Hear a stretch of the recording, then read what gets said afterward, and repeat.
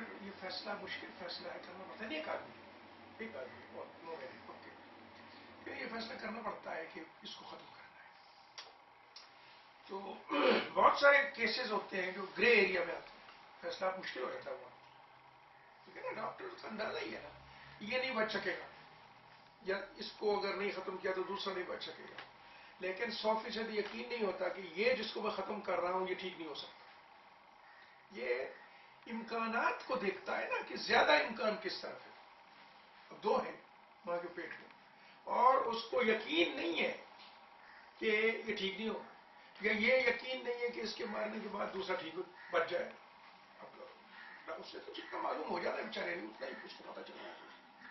تو کہنے لگے کہ اب اس پہ ہمارا پھر اختلاف ہوتا ہے ہماری ٹیم کا. تو ڈاکٹر صاحب جو ہے وہ کراچی سے ایک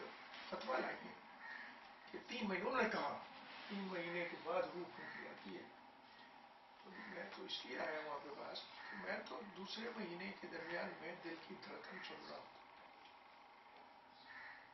اب میں نے بھی آپ کو بتائی بخاری کی روایت، وہ وہی ہے جو فتوے کی بنیاد ہے، بخاری کی روایت درست ہے، وہ 3 نہیں 4 مہینے. اچھا، وہ کہتے ہیں میں تو دل کی دھڑکن سن رہا ہوں تو دوسرے مہینے یا 3 مہینے کے آغاز سے پہلے دھڑکن واقع ہوتی. تو مجھے بتائیے اب ہم کیا کریں، کہاں جائیں؟ یہ سوال بھی حل کریں اور یہی بتایا کہ ہم کریں کیا. خیر وہ کرنے والی بات تو چاہے ہوتی رہی. ان کو ایک میں نے لکھ کے بھی دیا، ایک ضابطۂ اخلاق کو ہم اپنے کورسز میں بچوں کو پڑھاتے بھی ہیں، وہ ضابطۂ اخلاق بھی پڑھاتے ہیں کہ اس طرح فیصلے کیا کرو، جو ہم سے سمجھ میں آئی جو ہمارے. اب یہ سوال اپنی جگہ تھا کہ یہ دل کی دھڑکن جو ہے وہ میں سنتا ہوں، اور اگر بخاری میں ہے کہ اس کے بعد روح پھونکی جاتی ہے تو پھر یہ کون سی بات درست ہے؟ میں اس کا کیسے انکار کروں کہ میں دل دھڑکتا ہوں سنتا. اب یہ اللہ کی مدد کے بغیر ممکن نہیں تھا. میں نے ان سے سوال کیا، میں نے کہا یہ کب آپ یہ ڈکلیئر کرتے ہیں کہ انسان مر گیا؟ انہوں نے کہا when the brain is dead. جب برین ڈیڈ ہو جائے تو پھر ہم ڈکلیئر کرتے ہیں کہ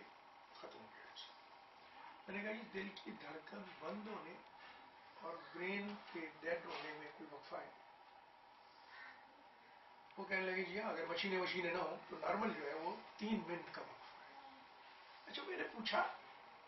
انہیں پھر بھی سمجھ نہیں آئی، لے بھی نہیں گیا. میں نے پھر اپنے ایک نوجوان ساتھی سے کہا کہ یار یہ تم اب انٹرنیٹ پہ چلتے ہیں، میں نہیں کر سکتا، وہ میرا ساتھ دیتا ہے، اور ہم دیکھتے ہیں کہ یہ جو فارمیشن ہے بچے کی، اس کے کون کون سے مراحل کیسے پیدا ہوتے ہیں. وہ ڈھونڈتے ہوئے ہمیں اب بڑی عجیب بات مل گئی کہ آفٹر 4 months، پہلے یہ ہوتا ہے پھر یہ بنتا ہے پھر یہ بنتا ہے، after 4 months 10 billion neurons are created. Neurocelles 10 billion نیوروسیلز 4 مہینوں کے بعد وجود میں آتے ہیں بچے کے. اور یہ 10 بلین نیوروسیلز ایسے ہیں کہ جن میں سے اکثر اس کی لاسٹ کرتی ہے، زندگی کے آخر تک رہتے ہیں. یہ فکرہ بھی قابل غور ہے کیونکہ بہت سارے سیلز ہیں ہمارے جو مرتے رہتے ہیں اور جاتے رہتے ہیں اور وہ ریپلیس ہوتے رہتے ہیں. یہ باڈی کا سسٹم اب از خود ہے، وہ بہت ہی بڑی تعداد میں ختم ہوتے ہیں اور نئے کریٹ ہوتے ہیں. یہ کہ جو کریٹ ہوتے ہیں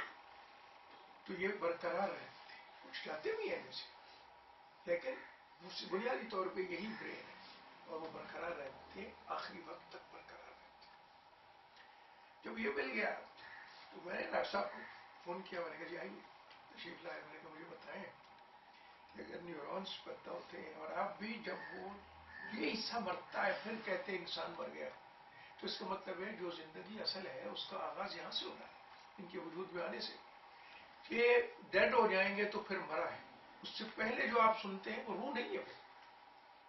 وہ دل کی دھڑکن ایک خواہش ہے، ایک اور سسٹم ہے. اسے کہا جی ہاں اب آپ کی ساری بات میری سمجھ میں آ گئی.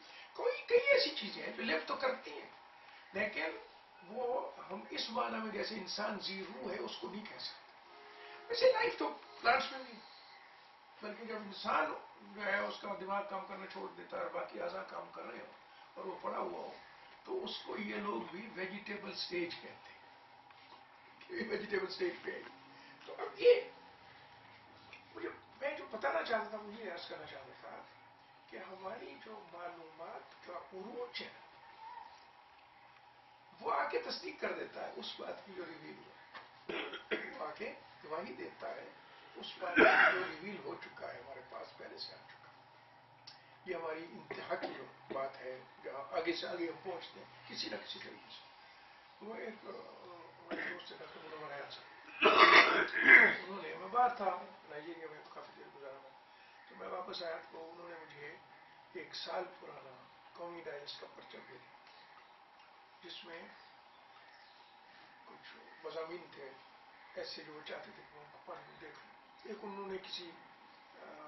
لٹریری کرٹیسزم کی کسی آدمی کا مضمون تھا، اس کو ترجمہ کیا تھا، وہ تھا اس میں، اس کا موضوع پہ پھر بات کریں گے، وہ قرآن کے حوالے سے اس میں بنیادی بات کی، اس نے کہا کہ دیکھیے اب تک جتنی کتابیں دنیا میں موجود ہیں ان کو لکھنے والے اور اس کتاب کا جو تعلق ہوتا ہے وہ ان بنیادوں پہ ہوتا ہے۔ قرآن کا وہ تعلق رسول اللہ سے نہیں ہے۔ اس نے کہا اسٹائل از دی مین، قرآن محمد رسول اللہ کی تصنیف نہیں ہو سکتی، یہ ٹیسٹ ہے کہ نہیں ہو سکتا۔ خیر یہ ایک الگ موضوع جس کا کوئی اور مصنف ہے، کسی اور کا کلام اللہ کے رسول کا۔ اس میں ایک یہ مشہور واقعہ جو ہے سنا بھی تھا کہ سعودی عرب میں کانفرنس ہوئی، انہوں نے جو ریپروڈکشن والے لوگ ہیں کہ انسان کی پیدائش کیسے ہوتی ہے اور کن کن مراحل سے گزرتا ہے، ان سائنسدانوں کو بلایا تو کینیڈا کے ایک سائنسدان تھے، اس میں وہ مضمون بھی تھا اس میں۔ وہ کینیڈا کے ایک سائنسدان تھے جو دنیا میں اتھارٹی سمجھے گئے اپنے دور میں، یہ تھوڑی سی 2 دہائیاں 3 دہائیاں پہلے کی بات ہے،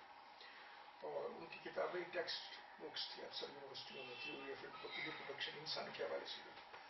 تو انہوں نے اس کانفرنس میں قرآن نے بتایا کہ یہ نطفہ ہے، پھر علقہ ہے، پھر مضغہ ہے۔ تو علقہ کا جو لفظ ہے، علقہ تو تفسیریں سامنے آئی ہیں، اس میں یہ ہے کہ یہ لفظ کسی معلق چیز اور جونک کے لیے بولا جاتا ہے۔ جونک یہ جو پانی میں ہوتی ہے،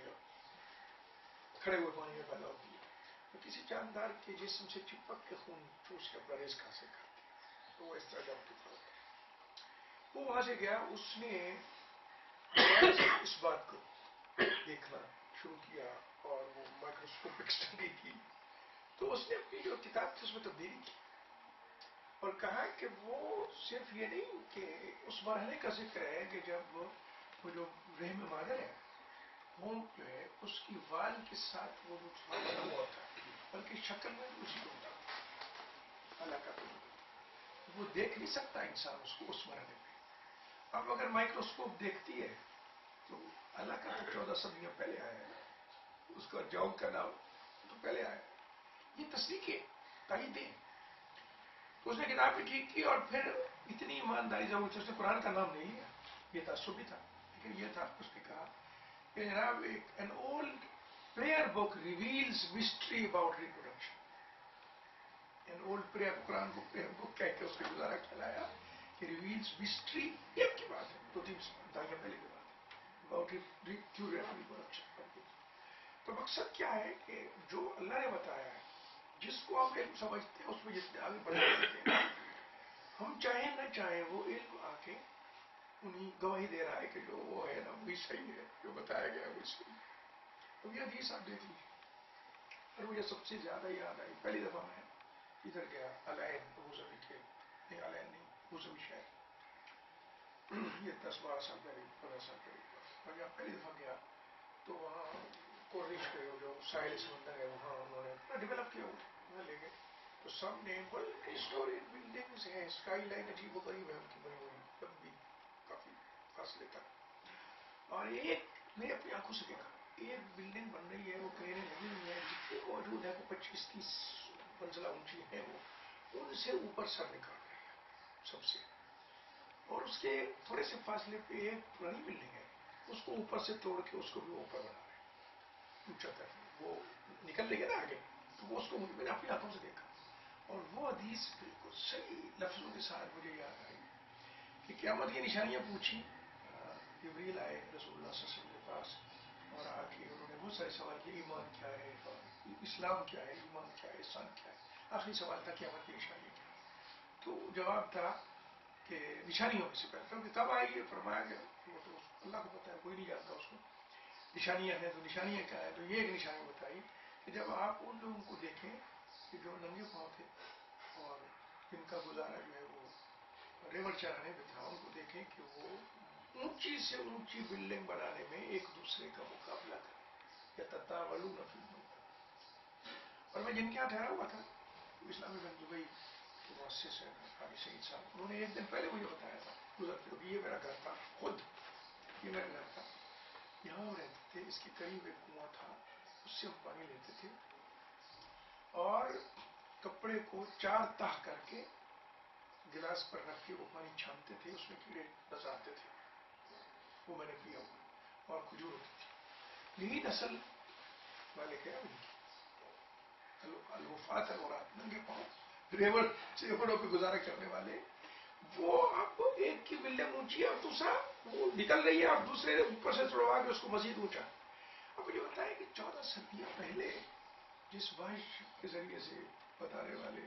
اللہ کے رسول صلی اللہ علیہ وسلم نے بتایا، اپنی آنکھوں سے اسی کی تصدیق دے گئے،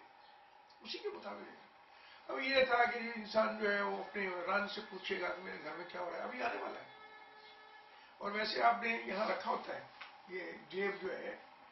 اب تو پتلون عام ہو گئی نا جی، اب تو وہ یہ جیب ران والی جگہ دیکھیے پوری ہو گئی ہے، وہ اس پتلون کی جیبوں سے ہمارے پہناوے جو تھے عربوں کے یہاں تو پتہ نہیں تھا کہ نہیں تھا اس طرح، اور وہاں سے پھر اب وہ